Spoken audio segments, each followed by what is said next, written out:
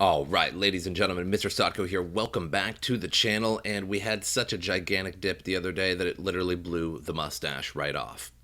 I kid, it was just time to shave it. However, I think it was the largest dip I've ever seen, the largest sundering of the crypto market that I've ever seen. I've been in it a long time. I mean, I went through 2018, went through 2019.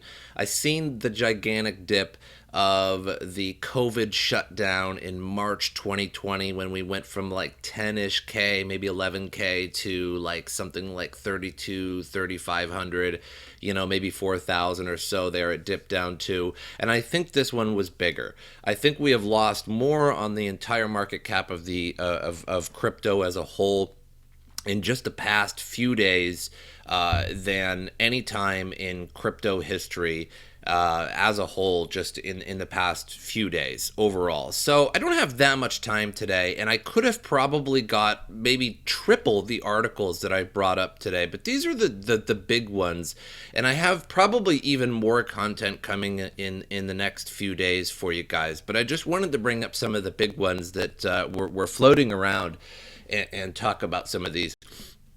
So the first big one that I think caused a huge crash and FUD in the market was the crypto lender Celsius is risking insolvency after it pauses withdrawals. So the other day, Celsius Network, yes, the one that provides 7-10% plus APR for a good few years now, which is pretty much unsustainable. I've always said that sort of thing is very unsustainable. 7%, 10% APY, APR, yada yada, on these crypto loans is never really sustainable. Like, where is that coming from? That means that if you're getting 10% APR for lending your crypto, that means that somebody getting a loan has to pay way more than that. That means that they're paying like something like 15, 20, 25% APR to actually get that loan for you to get 10% plus APR to lend.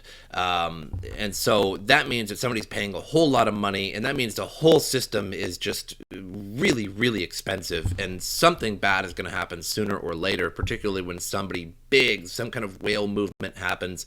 Somebody takes a lot of assets off that. So crypto lender Celsius Network said on Sunday evening it's going to pause all withdrawals and transfers for customers as crypto assets continue to get battered due to extreme market conditions. Today, we're announcing that Celsius is pausing all withdrawals, swap transfers between accounts. Celsius Network said in their statement, we're taking this action today to put Celsius in a better position to honor over time its withdrawal obligations. So this was huge.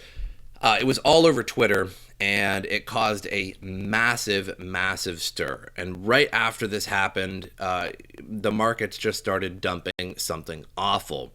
Another thing that happened is Bitcoin margin call. So I guess if you guys don't remember this one, this is a bit old. So again, this is May 4th. This article here. Let me go ahead and pause this. This article was from May 4th. If you guys don't remember this, Bitcoin margin call, if the world's leading cryptocurrency drops below 21,000, Michael Saylor's MicroStrategy will be forced to pay up. And remember, there was a little bit of confusion about this, and that Michael Saylor was like, no, no, no, no. If it drops to 21,000, we can put a little bit more collateral up. It's really, if it drops to like 3,000, we'll be in big trouble. So if Bitcoin drops to actually $3,000, they'll be in huge, huge trouble, and they'll have to put up a whole bunch of collateral because they started buying several years ago in 2019 when Bitcoin was actually like $9,000 or something like that. So it has to drop all the way to $3,000. But when they started buying, they've started buying all the way up. So 21,000 is sort of the start at which they have to start putting a little bit of collateral up. Well, we actually breached that point, and here on this Reddit here, MicroStrategy just transferred 2,089 Bitcoin, $48 million. And well, this isn't a lot of evidence right here, but apparently somebody knows that they have that wallet there. And I don't know where these addresses are actually going to, and people are starting to speculate here. Could it be just them sending their lender more collateral? et cetera, et cetera. But it looks like MicroStrategy is starting to send around some Bitcoin for more collateral. Now, we've since gone up a little bit to like something like 22,000 plus Bitcoin, but we did go down to about $20,000 Bitcoin. So we did actually go down under that 21,000 mark. And it turns out that MicroStrategy actually had to send some Bitcoin out, possibly as collateral, to keep up a little bit of their more higher end Bitcoin that they had purchased later on in something like, 2021, et cetera, when the price was a little bit higher, when they were buying it in like the $30,000, $40,000 mark. So that was actually a thing. So, all that money going down and wrecking people as it was going down is a thing. Another thing that's going on, Ethereum mining is no longer profitable. And I actually want to make a video about mining and along these lines, I suppose. So we'll get it more into this in a little bit, I suppose, but not for this video. But I do want to talk about this article here. Ethereum mining no longer profitable for many miners anyway. I suppose if you have a big industrial setup, then you're totally fine. But for many miners, as energy prices and Ethereum dip causes a perfect storm. And of course, if the prices go back up, everything will be totally fine. But for the first time since 2020, Ethereum mining has become unprofitable for many miners connected to a traditional energy grid. Again, without your industrial energy power, if you're just using, in your home sort of deal with, GPUs for a good couple years now. You've been seeing insane profits with, Ethereum mining. The price of Ethereum has dropped below $1,250, while energy prices are skyrocketing because of the whole inflation deal. So that's something like energy prices are up something like 34 to 40%, pretty much all across at least America anyway. The average cost of electricity in states such as New England, Connecticut, Maine, Massachusetts, New Hampshire, Rhode Island, they could have just basically said New England as a whole, 22 cents per kilowatt. It's over 22 cents per kilowatt, which is pretty high. So using a single NVIDIA 3090 overclock to generate 130 megahash will cost miners around $1.85 to $2.13 per day in electricity. Well, you probably shouldn't overclock it. There's your first problem. You should underclock your graphics cards a little bit. And that way it saves you electricity, and you kind of generate just about the same megahash with a GPU. If you just underclock it just a little bit, just take a little bit of that electricity away, you typically get about the same mega hash. You lose a few, but you end up saving a tremendous amount of electricity doing that. But I guess for the sake of drama and the article, but it still rings pretty true because the price of electricity is up pretty tremendously due to the inflation lately. The Ethereum reward for the same GPU is $2.03 at today's price. Therefore, any miner paying more than $2.45 for electricity is now paying, 24 cents for electricity is now paying more electricity than the value of Ethereum being mined. Which, again, there's a little bit of nuance with this article. If you're paying 24 cents per kilowatt for electricity, you're losing out a little bit, but as soon as Ethereum goes back to like $2,000 per Ethereum, per Ether, etc., there's your money back. And that's sort of the deal with mining, is that you mine at a loss for a while. And then as soon as Ethereum goes back to $2,000, $3,000, $4,000, you're back in the profit zone and you've made a lot of money. But it just goes to show that with the rising cost of all of this going on, with electricity just going through the roof all over the world, people are in a little bit of trouble. And it's like, what else to mine at the moment? Like other options to mine, at Ergo Yields, Ravencoin, Ethereum Classic. There's really nothing else to mine at the moment. And that's sort of what I want to talk about in the future here. I want to make another video. And there's just really nothing else to mine at the moment. Moving over to a different article here, over 1.3 billion. I think that might be the most I've ever seen. If it's not, it's close. It's got to be close. 1.3 billion in crypto liquidated in just 24 hours as Bitcoin threatens to breach $20,000. More than $1 billion worth of crypto assets being liquidated as Bitcoin threatens to trade below 20,000, print a low last seen in December of 2020. cryptocurrency futures trading and information site. CoinGlass reveals that over $1.3 billion, excuse me, they wrote it as $1.30 billion worth of Bitcoin positions have been decimated in the last 24 hours, which is easily, it's got to be like the highest I think I've ever seen. Has to be. It's got to be the most liquidated ever. However, moving on from that, this is why you don't leverage trade, guys. Don't leverage trade as much as you can. Shorting would have been a good idea, but again, leverage trading, you just always get wrecked. You just always get wrecked in crypto. It's just because like it just goes randomly. Who knows? Like you start shorting, you're like, yeah, this is a really great time to short. And as soon as you hit that short button, Bitcoin's just going to go back up to 30,000. You know what's going to happen. You know what's going to happen. It's just like a quantum. It's like a quantum leap experience, you know? It's like a sci-fi experience. Like it only happens to you. Like I could like change the whole market right now. Like somebody just send me like $1,000 in Ethereum, and what I'll do is I'll just put up $100 in Ethereum, and I'll do a 10x long for like $1,000, and I'll do a long, or I'll do a short. I'll short for you guys, and I'll short Ethereum 10x, and I'll just use all of the $1,000, and I'll short it super hard, like 10x. And then Ethereum will go to like $5,000 the next day, and I'll get wrecked, and then you guys will just give me more money for it. Just like pay me, and like your bags will just get filled. Because of course the market will just go up because I started shorting. That's just always the way it is. It just always works that way.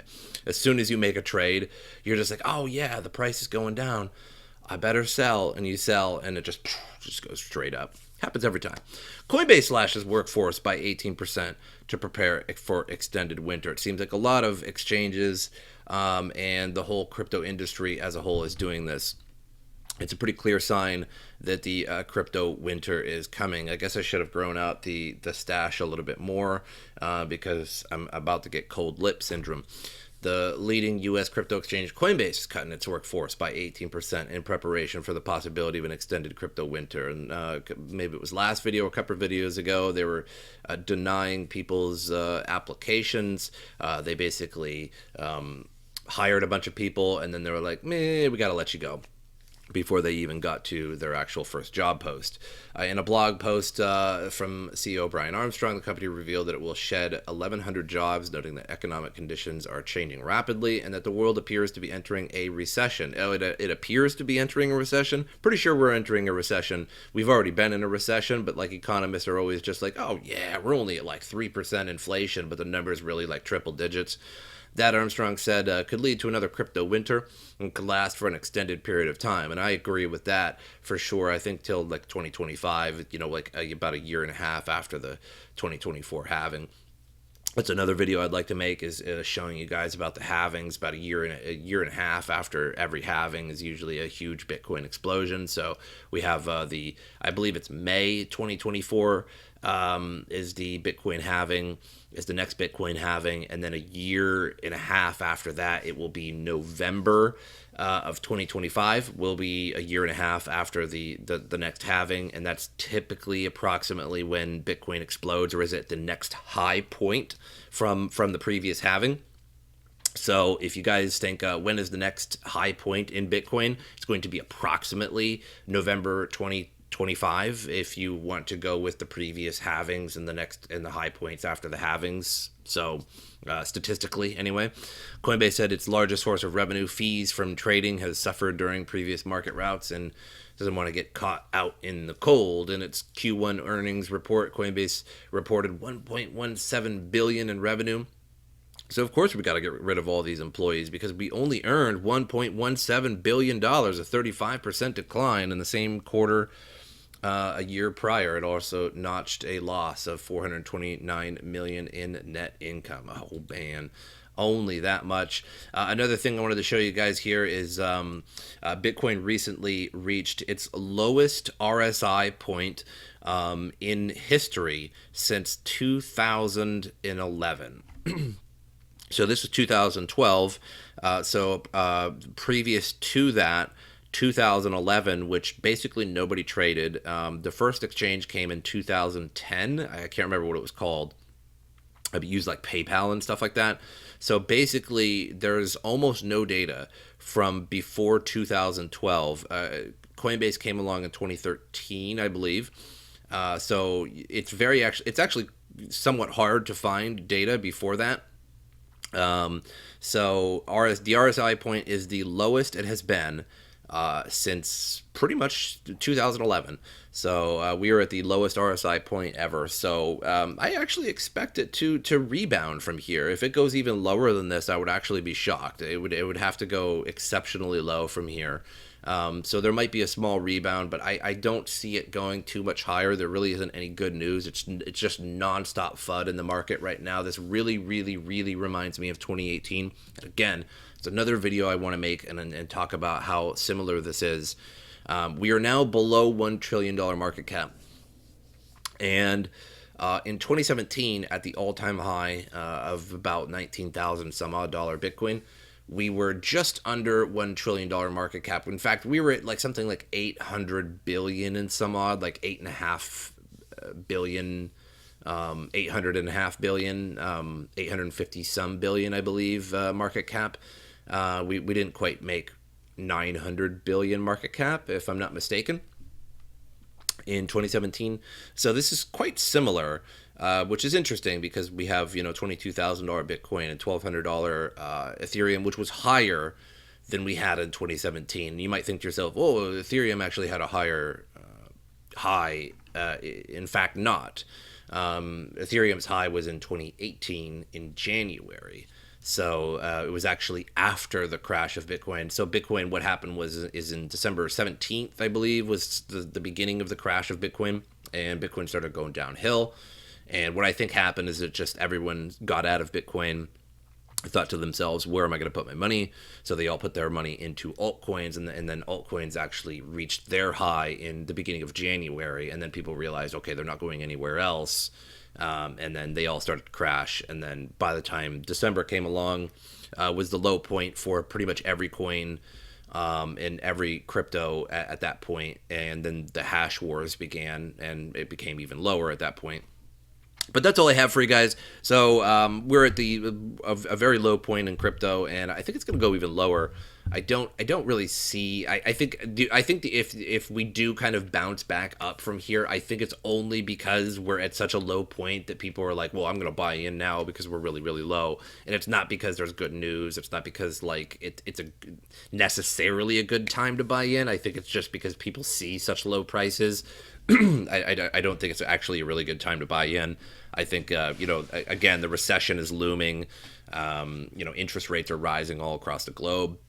It's not a very, very good time. DCA is not a bad bet, but if you're going to go like all in, I think you're catching knives at the moment. DCA catching knives is not too bad of an idea because you're just like catching one knife at a time, and that's not too bad. But if you're going to put all of your lump sum money right now, that's kind of a gamble, and you're kind of gambling catching like a big bag of falling knives. Not a good idea. But you can see really only Ethereum and Bitcoin are holding out. Like almost everything else is just so bad at the moment. Like even VeChain is it's sitting at 2 cents. We used to have like 30-cent VeChain. Everything else is just not doing good at all. I'm even surprised that like Zcash and stuff is hanging in there. I haven't heard of anybody even mining Zcash in a long time. Things like that.